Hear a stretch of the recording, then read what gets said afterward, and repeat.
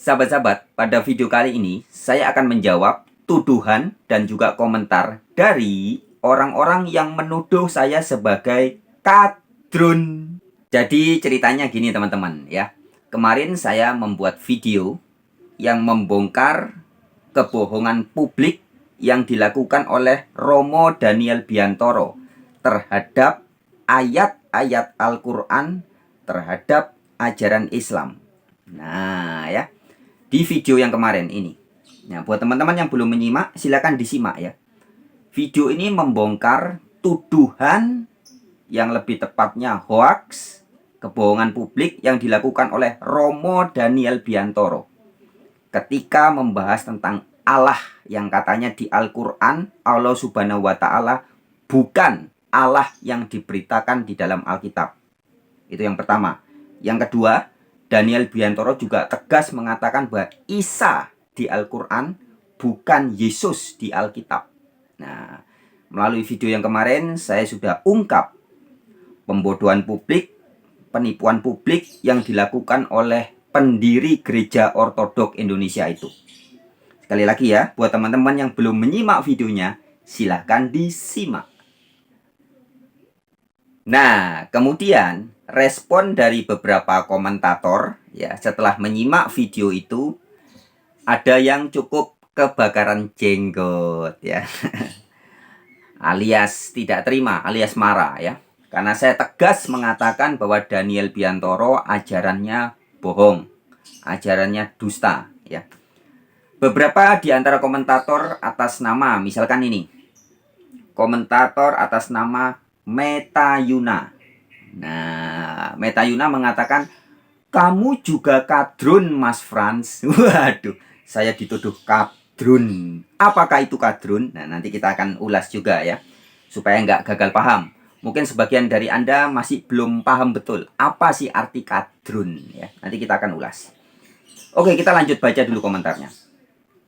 Metayuna, kamu juga kadrun, Mas Frans. Ya, kemudian dia mengutip ayat surat Maryam ayat 33. Dan keselamatan semoga dilimpahkan kepadaku. Isa alaihi salam ya. Isa alaihi salam artinya Isa yang telah diselamatkan. Ya, jadi AS itu alaihi salam ya. Isa yang telah diselamatkan. Kalau SAW Sallallahu alaihi wasallam artinya semoga diselamatkan. Ya. Di dalam kurung ya ditulis. Oke, saya ulangi ya. Surat Maryam ayat 33.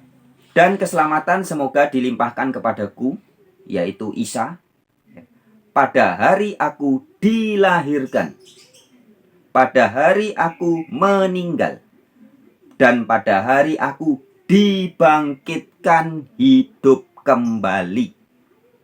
Jelas ya. Nah, yang dipermasalahkan oleh si komentator atas nama Metayuna ini mengatakan di situ gak dijelaskan Isa pernah mati dan bangkit. Tapi itu lagi berdoa. Perhatikan kata semoga. No ya.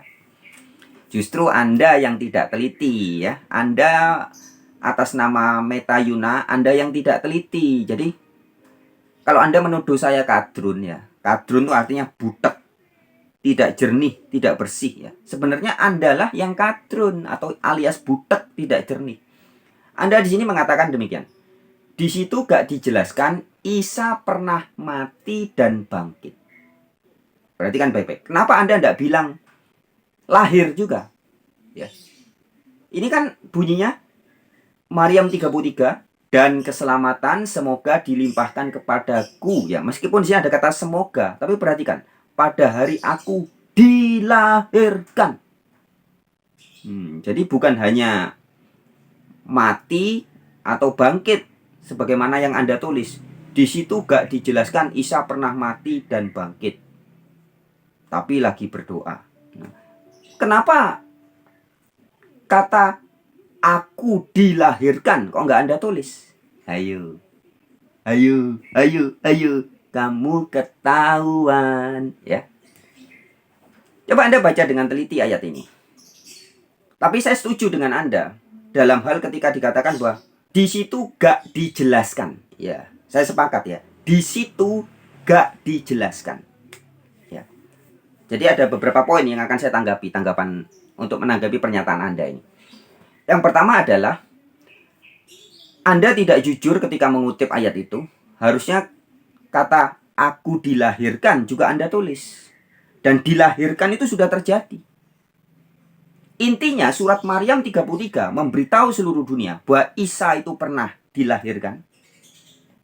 Dilahirkan kan sudah. Ya. Nah, kemudian Anda menafsirkan bahwa meninggal itu belum. Begitu kan? Terus dibangkitkan juga belum. Yang pernah itu lahirnya. Tapi matinya belum. Dibangkitkan juga belum. Ya, itu kan tafsiran Anda. Nah, ya. Sedangkan saya memahami atau saya menafsirkan bahwa ayat ini tegas memberitahu seluruh dunia bahwa Isa itu pernah lahir. Isa pernah mati atau meninggal. Dan Isa pernah dibangkitkan hidup kembali. Jadi bukan bangkit dari tidur.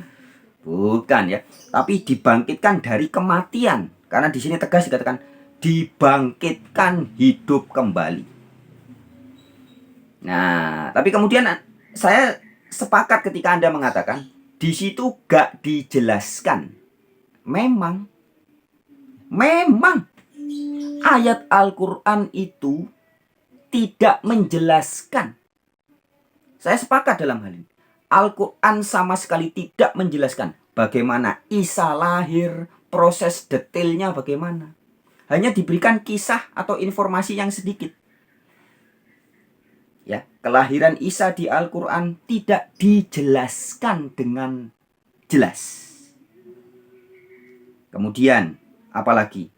Kematian Isa juga di Al-Quran tidak dijelaskan dengan jelas. Sama sekali nggak jelas.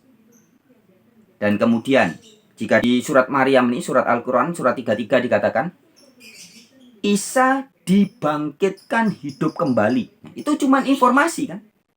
Cuma secuplik informasi. Tidak ada penjelasan sama sekali. Dibangkitkannya bagaimana, prosesnya bagaimana. Ya. Jadi kelahirannya detailnya bagaimana, pengajarannya bagaimana, matinya bagaimana, proses matinya bagaimana, kemudian dibangkitkan bagaimana. Dan kalau Anda baca ayat Al-Quran yang lain juga dikatakan Isa diangkat ke surga. Ya, proses pengangkatannya juga nggak jelas, tidak diceritakan secara detail.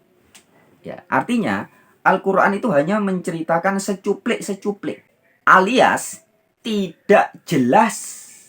Nah, tetapi meskipun Al-Quran tidak jelas, Al-Quran memberi clue, memberi petunjuk, memberi kata kunci yang sangat jelas. Ya, perhatikan baik-baik supaya tidak gagal paham.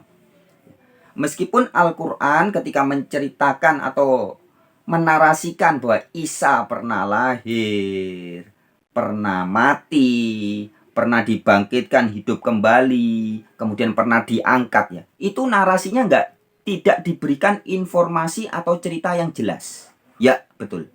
Tetapi Al-Quran memberikan petunjuk yang very clear alias sangat jelas. Bagaimana supaya pembacanya, supaya Anda dan semua orang di seluruh dunia bisa mendapatkan informasi yang jelas. Kalau Anda pengen tahu tentang Isa misalnya, Isa itu lahirnya bagaimana. Di Al-Quran nggak ditulis. Tapi Al-Quran memberi kata kuncinya. Sebentar lagi saya akan tunjukkan. Bagaimana Isa proses matinya, bagaimana Isa proses bangkitnya, bagaimana Isa proses diangkat ke surga. Al-Quran tidak menulis dengan jelas. Ya, tetapi Al-Quran memberi petunjuk yang sangat jelas. Bagaimana supaya kita, Anda, antum, ente, Allah, gue, semua orang di seluruh dunia bisa memahami yang sangat jelas tentang kelahiran Isa, kematian Isa, kebangkitan Isa, dan keterangkatan Isa ke surga. Nah, kata kuncinya ada di surat Al-Maidah ayat 46. Nah, ini dia. Di Al-Maidah 46 jelas dikatakan demikian. Teman-teman bisa lihat ya. Surat Al-Maidah, buka Al-Quran Anda, surat Al-Maidah ayat 46. Ya. Dan untuk meneruskan jejak mereka, kami utus Isa putra Maryam memperkuat Taurat yang sudah ada sebelumnya. Dan kami berikan kabar baik kepadanya atau Injil kepadanya. Di dalamnya terdapat petunjuk dan cahaya. Ya, ada apa? Di dalam Taurat dan di dalam Injil terdapat apa? Petunjuk dan cahaya. Ya. Lanjutkan dulu. Dan memperkuat Taurat yang sudah ada sebelumnya sebagai petunjuk dan peringatan untuk orang yang bertakwa. Jelas? Jadi Injil datang memperkuat Taurat yang sudah ada sebelumnya. Bukan menggantikan, bukan merevisi, bukan mengkoreksi ya, tapi memperkuat. Ya. Dan juga Injil sebagai petunjuk dan peringatan untuk orang yang bertakwa. Ini Al-Maidah 46. Jadi Al-Quran memberitahu seluruh dunia bahwa di dalam Taurat dan di dalam Injil itu ada petunjuk dan cahaya. Ya, ini kata kunci yang pertama. Ya, pahami betul-betul. Al-Maidah 46. Di dalam Taurat dan Injil. Nah, sekarang kalau Anda mau tahu, Taurat sekarang ada di mana? Ada di Bible. Kitab-kitab Injil juga ada di Bible. Bible, Alkitab, itu memang bukan Taurat dan bukan Injil. Tetapi Taurat dan Injil ada di dalam Alkitab atau Bible. Ya. Nah, jadi kalau Anda mau mentaati surat Al-Maidah 46 ini, Anda akan tahu. Anda akan tahu bagaimana proses kelahiran Isa. Meskipun Al-Quran tidak menjelaskan, tapi Al-Quran memberitahu supaya Anda mau membaca Taurat, membaca Injil, karena di dalam Injil ada cahaya dan petunjuk. Loh, ya. Satu lagi ayat kunci. Surat Yunus ayat 94. Surat ke-10 ayat 94. Ya. Jika ada keraguan-raguan tentang apa yang kami turunkan, tanyakanlah kepada pembaca kitab sebelum kamu. Ya, ini bicara kepada Nabi Muhammad dan kepada generasinya Nabi Muhammad. Ya. Jadi generasinya Nabi Muhammad, kalau ada keraguan-raguan tentang apa yang kami turunkan, ya, kalau ragu, bingung, ya, merasa ambigu, ambivalen, bertanya-tanya, bingung menafsirkan Al-Quran, apa katanya? Yunus 94. Tanyakanlah kepada pembaca kitab sebelum kamu. Loh, siapa pembaca kitab sebelum Nabi Muhammad? Ya. Para resi-resi Hindu dengan kitabnya Bhagavad Gita, dengan kitabnya Weda, para Buddhis dengan kitabnya Tipitaka. Kemudian rabi-rabi Yahudi dengan kitabnya Taurat dan kitab para nabi. Ya, Nevim, Tuvim, ya, kitab-kitab para nabi, dan juga para pendeta-pendeta Nasrani dengan kitabnya Injil. Loh, ya. Jadi Yunus 94 memberitahu seluruh dunia. Kalau kamu ragu, ya, kamu misalkan, contoh ini kasusnya. Sebagaimana komentar dari Metayuna tadi mengatakan, di situ gak dijelaskan Isa pernah mati dan bangkit. Nah, ya memang gak dijelaskan. Anda mau penjelasannya? Ya, surat Maryam 33 tidak menjelaskan. Tapi surat Yunus 94 memberitahu kita. Kalau kamu ragu, tanyakan kepada pembaca kitab sebelum kamu, ya, sebelum generasi Nabi Muhammad. Nah, jadi Al-Quran merujuk pembacanya untuk membaca Taurat dan Injil. Ingat ayat Al-Maidah 46. Injil dan Taurat di dalamnya ada cahaya dan petunjuk. Nah, saya kemarin juga ada teman ya yang WA saya setelah nonton video tentang kebohongan Daniel Biantoro. Kemudian sahabat ini WA kepada saya dan menanyakan tentang video itu. Ya, kemudian saya juga jelaskan, saya sampaikan hal yang sama. Bahwa kalau membaca, sebentar nih saya bukakan ya. Kunci membaca Al-Quran. Nah, ini nih. Ini. Ya, saya tunjukkan. Silau ya. Gak jelas ya, saya bacain ya. Pokoknya, kalau baca ayat Quran itu, biar nggak gagal paham, maka kuncinya 1. Taat Yunus 94 dan 2. Al-Maidah 46, Pak. Saya katakan ya. Kalau orang baca Quran tanpa cahaya dan petunjuk yang ada di Taurat dan yang ada di Injil, ya jadinya pasti bisa salah tafsir, gagal paham, bahkan tersesat. Laksana atau bagaikan orang yang tengah malam mau pergi ke kota, tapi karena tanpa cahaya, tanpa penerangan, dan tanpa petunjuk sama sekali, maunya tujuannya ke kota, malah bisa-bisa jebur ke jurang, ya, jebur ke jegur jurang atau tersesat ke tengah hutan belantara. Nah, jadi seperti itu. Jadi kalau Anda membaca ayat Al-Quran, misalkan Anda baca ayat Maryam ini, Maryam 33, 34, tidak dijelaskan. Ya memang Al-Quran tidak menjelaskan. Tapi Al-Quran memberitahu supaya kamu tahu penjelasannya, maka tanyakan kepada pembaca kitab sebelum kamu. Dan juga tegakkan Taurat dan Injil, yaitu Al-Maidah 68. Hai ahli kitab, kamu tidak dipandang beragama sedikit pun jika kamu tidak menegakkan ajaran Taurat, Injil, dan apa yang diturunkan Tuhan kepadamu. Al-Maidah 68. Ya, jadi ingat-ingat. Al-Maidah 46. Taurat, Injil adalah cahaya dan petunjuk bagi orang-orang yang bertakwa. Nah, ya. Jadi kalau Anda mentaati ayat ini, ya, pemilik akun Metayuna, ya, Anda mengatakan, di situ gak dijelaskan. Ya memang gak dijelaskan.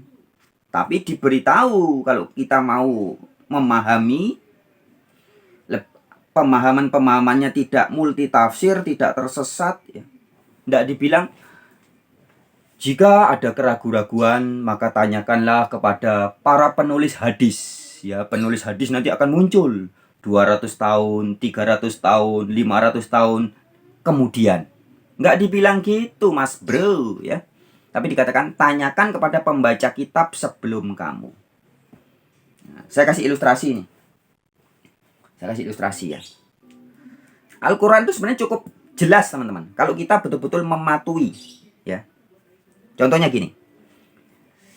Ini hanya sekedar ilustrasi ya. Saya tidak sedang menyamakan, ya sama sekali tidak sedang menyamakan Al-Quran dengan buku lain, tidak. Tapi ini sebagai ilustrasi. Misalkan Anda beli mobil Toyota. Kemudian Anda mendapat buku panduan ya.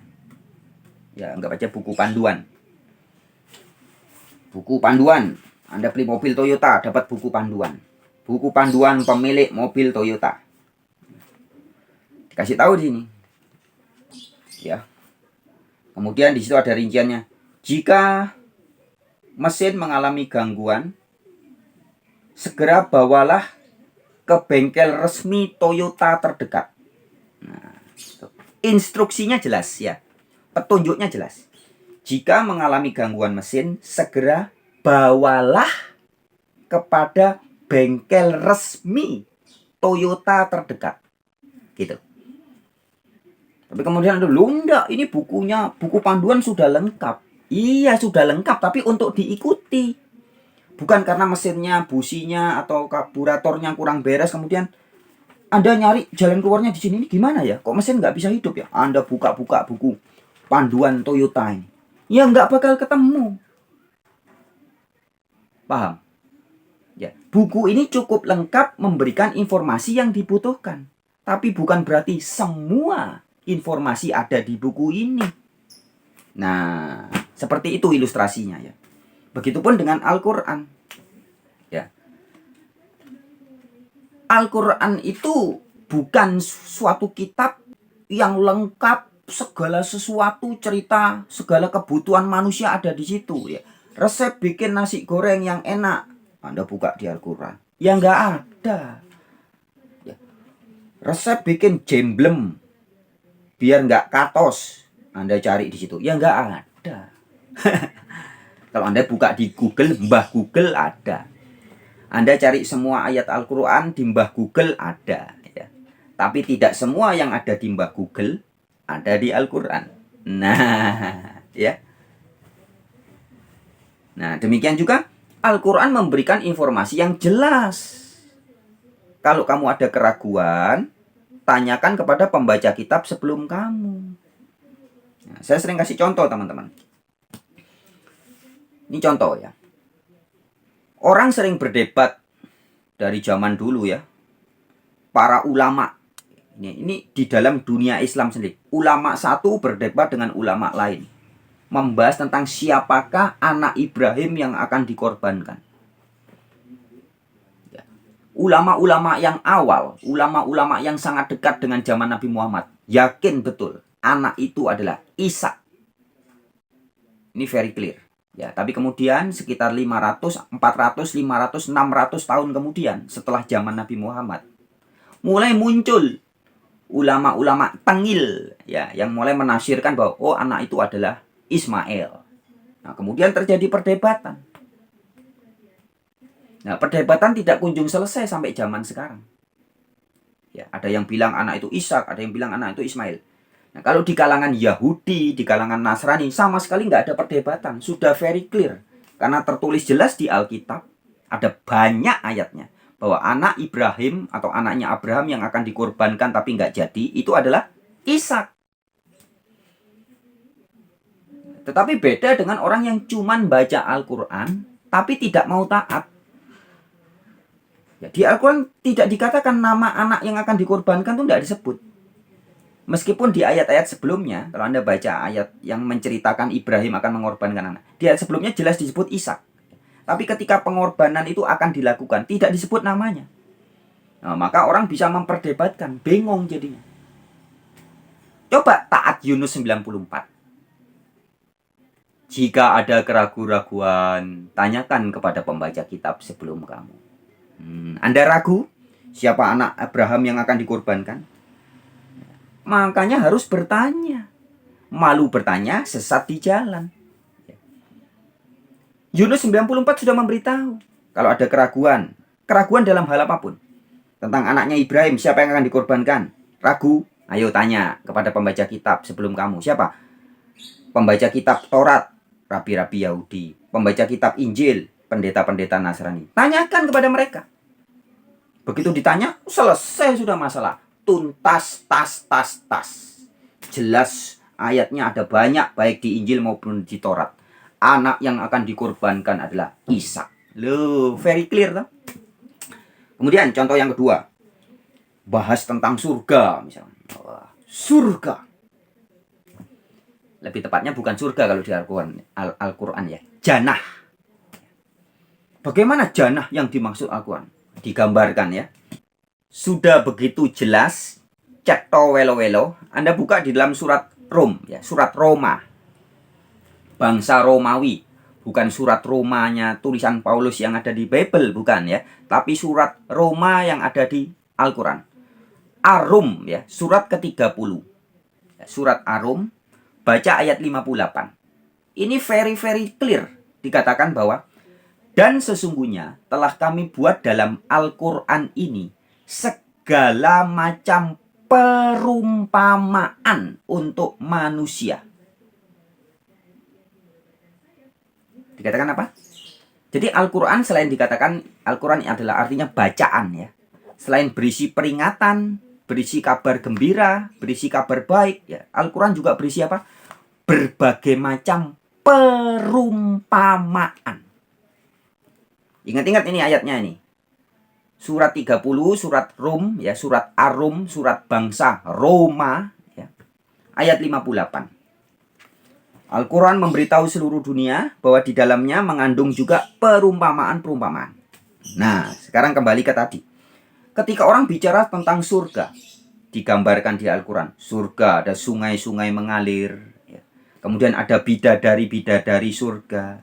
Loh, ini salah satu contoh ayat yang menggenapi surat Rum ayat 58 tadi. Ketika Quran berbicara tentang surga yang digambarkan, ya, jannah, kebun, taman, ada bidadari-bidadari, ya. Ini maksudnya bahasa perumpamaan. Kalian itu tidak bisa membedakan mana perumpamaan, mana kenyataan. Bidadari di surga itu perumpamaan. Bidadari itu ada kaitannya dengan perempuan. Perempuan itu lambang dari jasmani. Itu artinya apa? Siapapun yang sudah bisa menciptakan surga di sini, saat ini, sekarang, gak baperan, gak gampang tersinggung, tidak pernah hidup dengan pembanding, jadi dirinya sendiri. Makanya jasmaninya sudah jadi surga. Ini jadi bidadarinya bagi dirinya. Siapa laki-laki sejatinya? Ruhmu, jiwamu.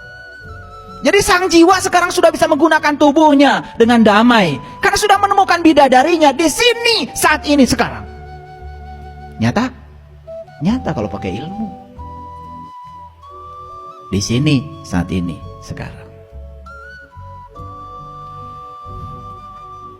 Makanya ayat ini mengatakan wa ma yaqiluha illal alimun, dan tidak ada orang yang bisa memahami perumpamaan itu kecuali orang yang berilmu. Nah, pertanyaannya, ilmu apa? Ilmu tentang meniti ke dalam diri. Ilmu untuk menemukan siapa diri sejatimu.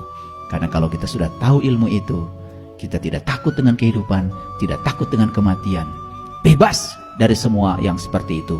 Kita menjadi diri-diri yang merdeka. Damai setiap saat. Nah, tapi kalau orang yang gagal paham, disangkanya betul-betul bidadari dalam wujud physically, ya, maka jadinya bisa kayak Ustadz Syam ini. Salah satu nikmat yang ada dalam surga adalah pesta seks. Minta maaf, karena inilah yang kita tahan-tahan di dunia. Inilah yang kita tahan-tahan di dunia. Dan kenikmatan terbesar yang diberikan Allah Subhanahu wa Ta'ala di surga adalah pesta seks. Adalah pesta seks. Lah ya, surganya jadi surga tempat pesta seks. Lah ini gara-gara tidak memahami ayat Al-Quran. Nah, bagaimana supaya tidak bingung? Nah, ingat kuncinya. Taat surat Yunus 94. Jika ada keraguan-raguan atau kebimbangan, tanyakan kepada pembaca kitab sebelum kamu.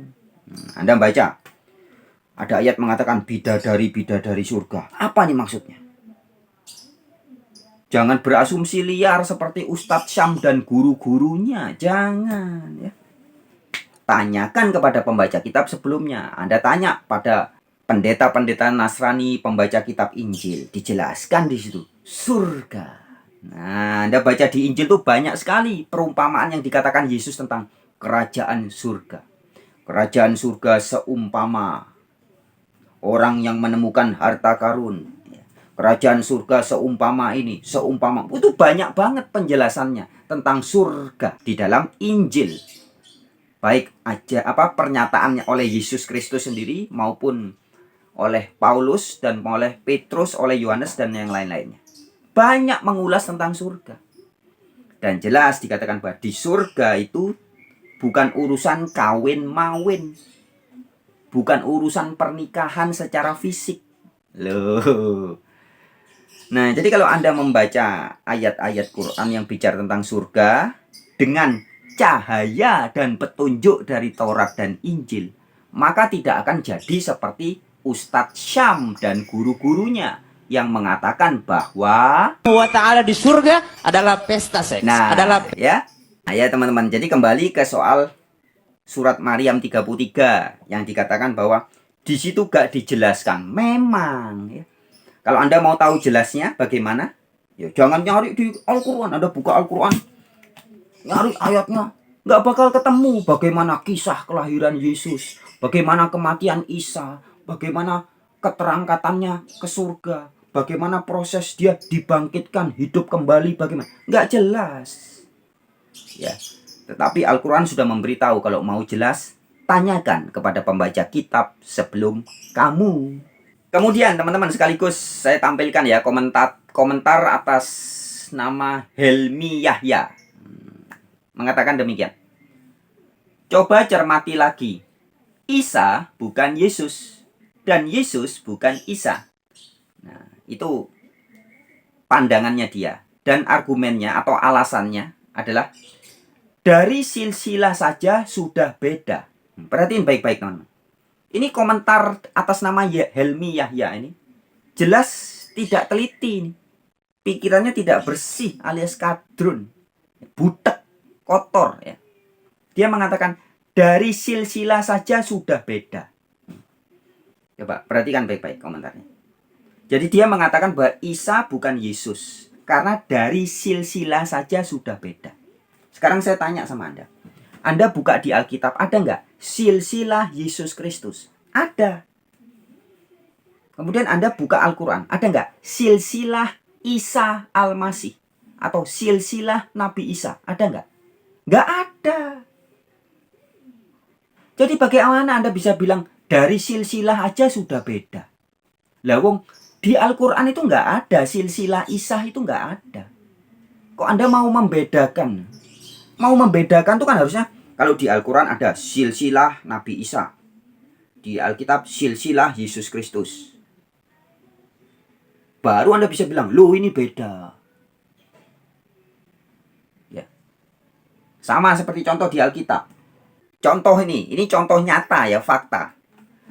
Kalau Anda mengatakan bahwa silsilah Yesus menurut Injil Matius berbeda dengan silsilah Yesus menurut Injil Lukas, itu bisa Anda berkata begitu. Karena memang Anda kalau buka di Bible ya, ini saya bukain.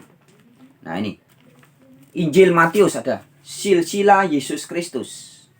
Nah, di Markus nggak ditulis silsilah Yesus. Tapi di Injil Lukas juga ada. Kalau di Injil Matius, Matius pasal 1. Di Injil Lukas, Lukas pasal 3. Mulai ayat 23. Itu juga ada silsilah Yesus. Nah, kalau Anda membaca, ini akan Anda menemukan perbedaan-perbedaan. Silsilah Yesus Kristus menurut Injil Matius berbeda dengan silsilah Yesus menurut Injil Lukas. Tapi ada di Injil Matius ada silsilah Yesus. Di Injil Lukas ada silsilah Yesus. Kemudian Anda bisa mencari perbedaannya. Bisa. Tapi kalau Anda berkata, silsilah Yesus menurut Injil Matius berbeda dengan silsilah Yesus menurut Injil Yohanes, ya berarti Anda hoaks ya. Di Injil Yohanes nggak ada silsilah Yesus. Atau Anda berkata, silsilah Yesus menurut Injil Matius berbeda dengan silsilah Yesus menurut Markus. Bukan berbeda, tapi nggak ada. Ya. Jadi jangan mengada-ada ya. Jadi sekali lagi pemilik akun Helmi Yahya, Anda berkata, Isa bukan Yesus dan Yesus bukan Isa. Dari silsilah saja sudah beda. Nah, Anda bohong. Kebohongan Anda terjadi karena Anda tidak teliti. Anda mau membedakan silsilah Yesus menurut Bible. Ini Bible. Dengan silsilah Isa menurut Al-Quran. Nggak bisa mas bro. Silsilah Yesus di Bible ada. Tapi silsilah Isa di Al-Quran nggak ada. Jadi kalau Anda mengatakan berbeda, ya itu jelas-jelas hoax ya. Kemudian tempat lahir juga beda. Di Injil Yesus disebutkan sangat jelas.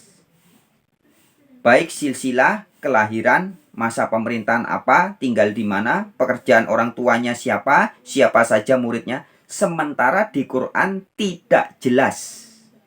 Jadi jangan mau disama-samakan. Loh ya, perhatikan. Dalam hal ini juga Anda berkata bohong ketika Anda mengatakan bahwa tempat lahirnya berbeda. Kalau namanya berbeda itu harus ada penjelasannya. Di Alkitab tempat lahir di mana? Di Al-Quran tempat lahir di mana? Baru Anda bisa membedakan. Lawang di Al-Quran tidak diberitahu Isa lahir di mana, itu tidak ada, tidak dijelaskan. Isa lahir di apa, di rumah sakit atau di mana, nggak dijelaskan. Lah kok Anda bisa-bisanya bilang tempat lahir beda? Ya, tidak ada ya. Jadi dalam hal ini Anda berhalusinasi, berhayal, berimajinasi bahwa Isa di Al-Quran berbeda dengan Yesus di Alkitab karena tempat lahirnya beda. Yang beda tuh gondolmu peyang itu beda ya. Kemudian soal tidak sama. Memang tidak sama. Tidak samanya adalah ini. Ini. Tidak samanya adalah di Bible ada silsilah Yesus. Di Quran tidak ada silsilah Isa. Tapi bukan berarti Yesus di Bible bukan Isa di Al-Quran. Ya. Ini yang harus Anda perhatikan, Mas Bro ya. Anda mengatakan di sini sementara di Quran tidak jelas. Nah, dalam hal ini saya setuju ya, yang saya garis merah ini ya. Di Quran tidak jelas. Betul. Ya, tapi ketika Anda mengatakan jadi jangan mau disama-samakan. Loh, ini Anda salah. Ketika di Quran tidak jelas, tapi Al-Quran memberitahu Yunus 94. Jika ada keraguan-raguan, tanyakan kepada pembaca kitab sebelum kamu. Al-Maidah 46. Ya, Anda mau tahu bagaimana cerita Yesus atau Isa, kelahirannya bagaimana, kematiannya bagaimana. Mau tahu jelasnya, yang jelas bagaimana. Taatilah Al-Maidah 46. Yang tegas mengatakan bahwa di dalam Injil ada cahaya. Nah, jadi Anda membaca Al-Quran, kemudian Al-Quran menyuruh Anda membaca Injil, Anda baca di Injil. Loh, jadi jelas toh? Jadi terang benderang. Ternyata kisah kelahirannya Isa atau Yesus itu begini. Pengajarannya begini. Kematiannya begini. Kebangkitannya detail sekali. Sangat detail. Lah, jadi jelas ya. Kembali ke ilustrasi saya tadi. Saya beri contoh. Anda beli mobil Toyota, dapat buku panduan. Buku panduan pemilik Toyota. Ya, tiba-tiba mesinnya rusak, nggak bisa hidup gitu. Kemudian Anda cari ini. Cari di sini. Ternyata di dalam buku panduan ini diberitahu, bukan jika karburator rusak bersihkan ini begini. Tidak begitu ya. Tetapi dikatakan jika ada gangguan mesin, bawalah ke bengkel Toyota terdekat. Loh, kemudian Anda taat kepada buku itu. Anda bawa mobil Toyota Anda ke bengkel Toyota. Selesai masalah, tuntas. Nah, ya. Begitupun jika Anda ada kebingungan ketika membaca teks-teks Al-Quran, ya. Oh ya, teman-teman, sebagai tambahan informasi ya. Sebagaimana juga sudah disampaikan oleh Dr. atau Profesor Mun'im Siri yang tegas mengatakan bahwa ya, 2/3 isi Quran itu berasal dari kisah-kisah yang ada di Alkitab. Jadi 2/3 itu banyak banget loh ya, lebih dari 75%. Ya, 2/3 ya. Kandungan kisah-kisah di Al-Quran itu ada di Alkitab atau di Bible. Ya, jadi artinya kalau Al-Quran memberikan sebuah narasi menceritakan tentang seorang nabi, kemudian Anda mau tahu cerita detailnya, ya cari di Alkitab. Ya. Oke. Kemudian teman-teman, ya sebelum kita lanjut lagi nanti perbincangan, dari tadi kita membahas tentang istilah kadrun ya. Ini sebagai sekadar informasi buat sebagian dari Anda yang belum memahami apa sih sebenarnya arti yang benar dari kata kadrun. Oke. Kita simak dulu ya. Demikian video edukasinya. Oke teman-teman ya. Saya sudah sering dalam berbagai kesempatan menjelaskan bahwa makna dari kata kadrun itu aslinya dari bahasa Arab yang artinya tidak bersih atau kalau bahasa Inggrisnya unclean ya. Jadi kalau spirit atau roh kita tidak bersih, maka disebutnya unclean spirit. Kalau pikiran kita yang tidak bersih alias pikiran kotor ya, piktor. Nah, kadrun itu artinya tidak bersih. Maka kalau pikiran kita tidak bersih, maka pikirannya kadrun. Hatinya tidak bersih, maka hatinya kadrun. Ya, itu makna kadrun yang benar. Tetapi masih ada orang yang menganggap saya hoaks, saya bohong ya. Teman-teman, nanti kita akan simak ya penjelasan dari salah satu kiai NU ya, menjelaskan makna dari kata kadrun. Tapi sebelumnya saya ada cerita sedikit ya tentang istilah kadrun ini. Kembali saya ceritakan, sebagian dari Anda mungkin pernah mendengar ya. Jadi istilah kata kadrun itu pertama dipopulerkan itu sekitar tahun 2014-2015 oleh teman saya. Namanya Sumanto Al-Qurtubi. Sekarang dia adalah seorang profesor ya. Profesor Sumanto Al-Qurtubi. Dulu adalah Ketua Nahdlatul Ulama Amerika Kanada. Nah, Mas Manto atau Kang Manto alias Profesor Dr. Sumanto Al-Qurtubi ini ya, dosen agama Islam di berbagai universitas di luar negeri ini, dialah yang mempopulerkan istilah kadrun. Pertamanya itu di Facebook dulu. Itu yang pertama. Yang kedua adalah teman saya juga. Orangnya ada di Probolinggo ya. Namanya Bapak Sukiman. Nah, Bapak Sukiman itulah yang juga mencetuskan istilah kadrun di Facebook pada waktu itu, sekitar tahun 2015. Nah, kemudian orang-orang mulai banyak yang bertanya, komen. Apa Pak arti kadrun apa? Nah, dengan selengean, dengan guyon-guyon, Pak Sukiman berkata, kadrun itu kadal gurun. Wah, wak. Nah, orang-orang pada ketawa. Nah, kemudian mulai hari itulah, perlahan tetapi pasti, istilah kadrun mulai populer sebagai kadal gurun. Terlebih dipopulerkan sekitar tahun 2016 2017 oleh Bang Denny Siregar. Maka duar seluruh Indonesia taunya kadrun itu kadal gurun. Nah, padahal aslinya ya, kalau kadal gurun itu kan plesetan ya. Aslinya makna dari kata kadrun itu adalah bahasa Arab yang artinya butek atau tidak bersih atau kotor. Oke, langsung aja kita simak ini penjelasan dari salah satu kiai NU ya. Bagi Anda yang masih belum percaya. Kalau saya yang jelasin nggak percaya. Dibilang Fran Donald kan nggak paham bahasa Arab. Ya, teman-teman. Saya itu memang tidak paham banyak bahasa Arab. Tetapi ada beberapa kata penting dalam bahasa Arab. Saya sangat paham maknanya. Ya. Jadi kalau mungkin Anda, di sebagian Anda ngerti banyak vocab, banyak perbendaharaan kata dalam bahasa Arab. Tetapi maknanya masih salah-salah. Ya. Nah, kalau saya taunya sedikit tapi benar semua, begitu loh.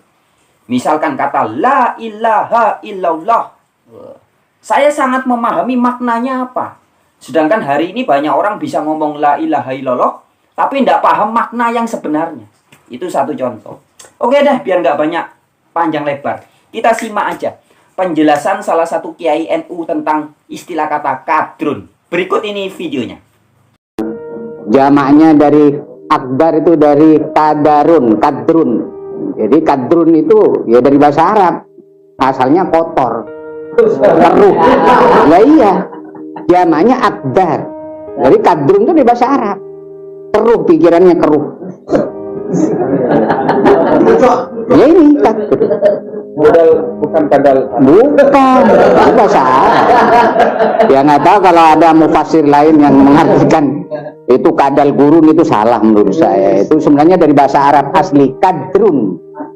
Dari kata kadarun, kadaroh yang dulu kadron asalnya itu, zamannya akdarun. Itu keruh, kotor ya, pikirannya, hatinya kotor atau menciptakan kekeruhan-kekeruhan di dunia itu ya bagi. Nah, jelas ya? Apa? Kurang jelas? Oke, kita simak lagi.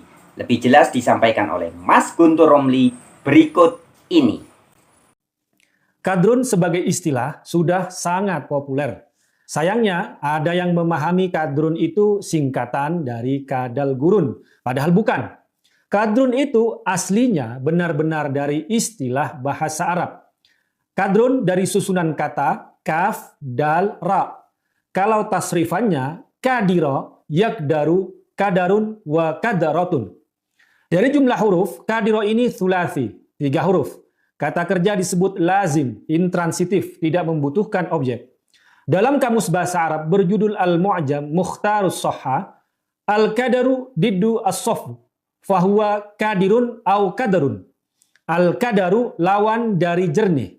Ya, artinya keruh, kotor, butek. Ismul fa'ilnya kadirun atau kadrun ala wazn fa'lun seperti fakhdun. Kalau fakhdun artinya paha, kalau kadrun artinya butak, keruh, wazennya sama-sama fa'lun. Fakhdun, kadrun. Jadi kadrun itu bisa masdar, kadarun, wazennya fa'lun, atau ismul fa'il, kadrun, wazennya fa'lun. Berarti kata kadrun memang asli bahasa Arab, bukan singkatan dari kadal gurun, kadrun, yang bisa saja dianggap sebagai sebutan penghinaan. Tapi kadrun dalam bahasa Arab ini bukan penghinaan.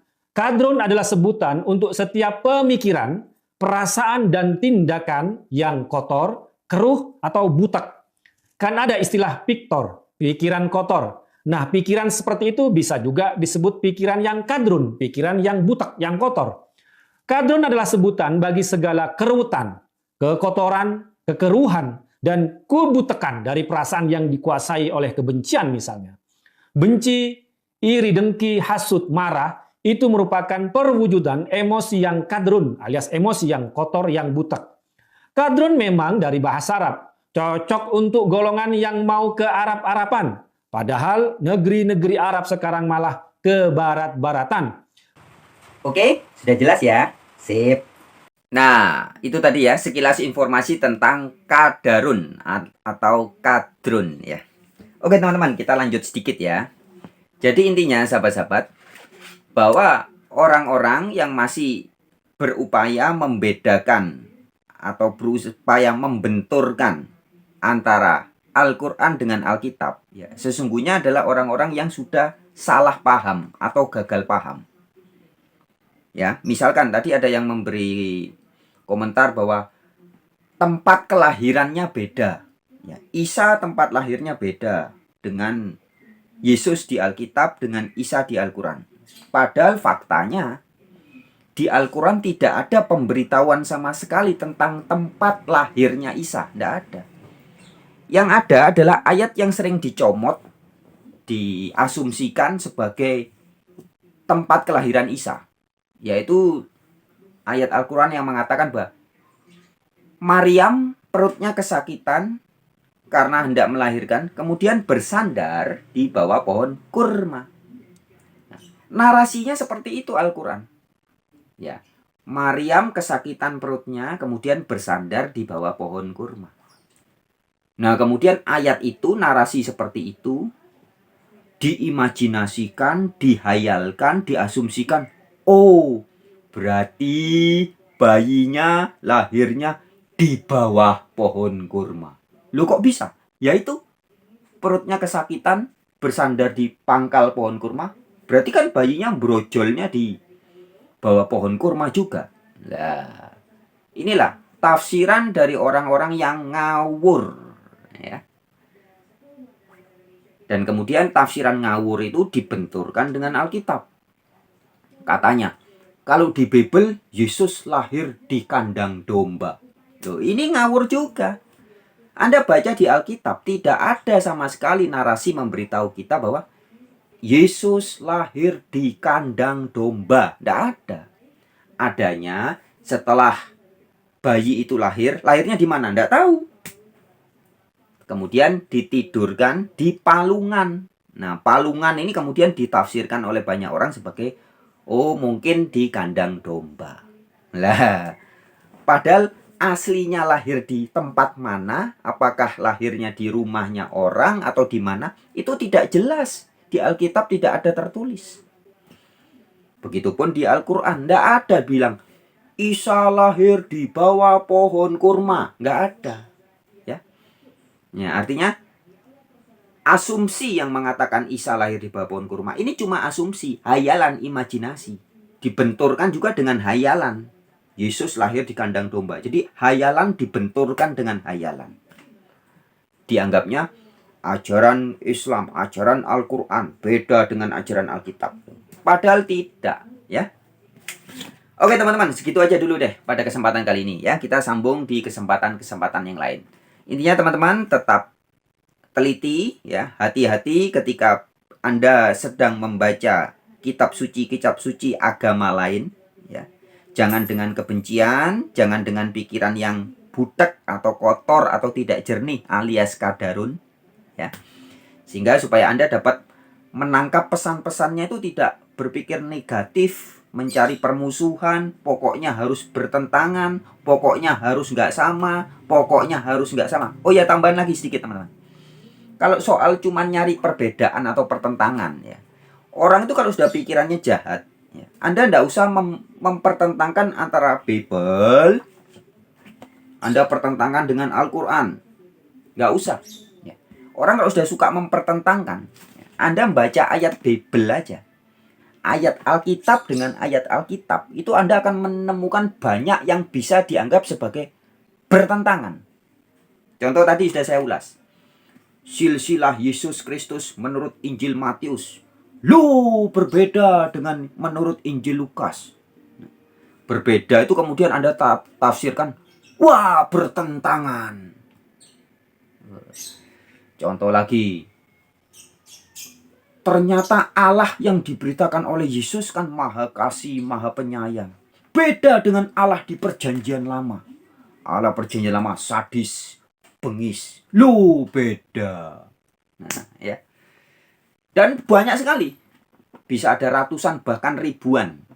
Anda menemukan ayat-ayat di Alkitab atau Bible yang bisa dianggap kontradiksi bahkan bertentangan atau bermusuhan. Ada satu kisah dalam kitab Tawarik dan kitab Samuel itu.